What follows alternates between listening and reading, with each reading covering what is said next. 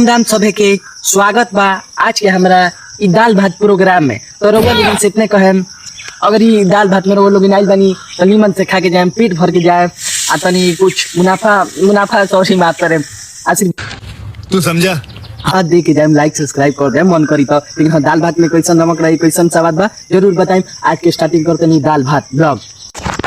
हाँ तो रउआ सबे जानत हो कि गांव के जो सुबह सुबह के माहौल होला वो तो कुछ अलग ही होला, देखे में बहुत ही सुहावना लगेला। जो है सब पेड़ पौधा होला, अलग अलग तरह के चीज होला, एकदम चारों तरफ से हरियाली हरियाली छा जाला। तो क्या बताएं रउआ लोगन की, इतना मस्त लगेला।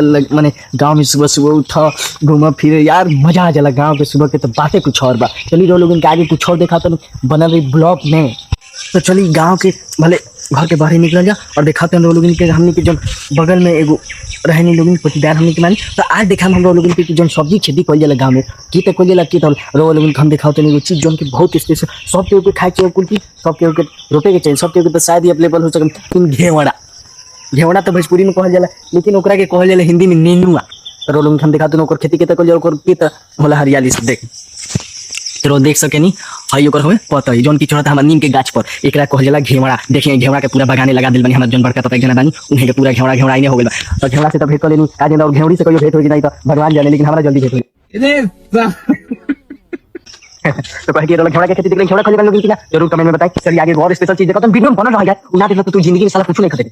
हां तो दिखाओ कि ये रोला रउआ लोगन की देखी ये जोन है ये स्पेशल चीजवा हम दिखाओ करनी है रउआ लोगन के, ये दिखाओ करोला में कहे कि ये कुली चीज लोग शायद अपना जीवन में पहली बार देख लोग और देख के एकरा के प्रणाम पाती जरूर करें। कहे कि ऐसा चीज लोगन के जीवन में पहली बार देखे के मिलल नहीं।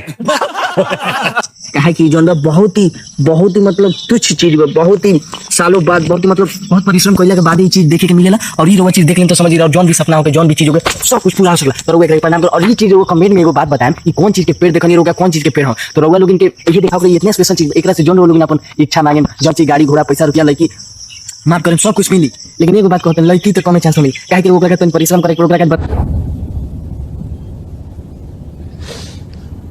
तो सीक्रेट चीज का करे पड़ो। और रोज जल्दी सुबह से उठी, मुंह हाथ धोली, दतवन कली, नहावा के पूरा फ्रेश हो कपड़ा पहनी, और एक लोटा पूजा वाला जो लोटा होला उमे एक लोटा जल लेली, ठीक बा। आ उहे इहे पतैया के तेका नाम शायद रउआ जानिए गइल के लोटा के हिसाब से। तो रउआ का करी आ आगे देख सकें रउआ हम लोगन के जूम करके दिखाओ तनी कि इहे पेड़ होए एकर बड़ा आ इहे छोटा। तो रउआ लोगन से गुजारिश करम कि एक लोटा जल लेली, एकर एगो पतई मात्र एको पतई रहे तो कोन बात के कमे तीन गो पता वाला तीनों से तो एकर एगो पतई लेली, एक लोटा जल और जल लेके चल सीधा मंदिर में। तब तो लोग जानिए कि नहीं भाई हम कौन चीज के बारे में बताते। तो मंदिर में चल जाओ, कौन भगवान के मंदिर में, भोलेनाथ के मंदिर में। तो शिव जी के मंदिर में चलिए और घंटी पहले घुसते ही बजाए, घुसने के बाद से जल अर्पित करी प्रभु के और प्रभु से अपन इच्छा मांगी कि हे प्रभु मतलब हम तो कुछ करने लायक तो नहीं, लेकिन हाँ हम अपना कर्म कभी नहीं छोड़ेंगे, कर्म करते रहेंगे। अगर देने लायक होगा कोई चीज तो प्रभु आप दीजिए, नहीं देने लायक होगा तो आप मत दीजिए। तो ये कुल चीज हम बताएं कि बहुत ही शुभ चीज का मतलब प्रभु के लिए यार दुनिया में ऐसा कोई चीज नहीं कि जो शुभ है वो भी प्रभु के चरणों में जो चीज चला जाता है वो यार शुभ ही शुभ हो जाए। तो लोग इनसे इतने कहें कि सब कुछ करिए। सावन के महीना आ गए जो अभी टाइम चलो था, सावन का महीना आ गया तो सावन में पूजा पाठ शुरू होगा। तो डेली सोमवार के दिन पते के लिए जाए जल ढारें प्रभु के और ऐसे बाद मिली लोग इनके बहुत अच्छा। तो वीडियो में बनल रही आगे भी। तो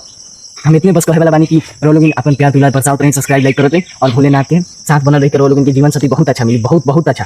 तो इतने कहें कि आज खातिर बस इतना ही। आगे दूसरा कुछ कल के जो एगो चीज देखा वाला बानी तो दूसरा मंदिर के बारे में बताओ, लोग पागल हो जाते सुन के। तो वीडियो बनल रही अंत तक। राम राम सीताराम, हर हर बम बम भोले।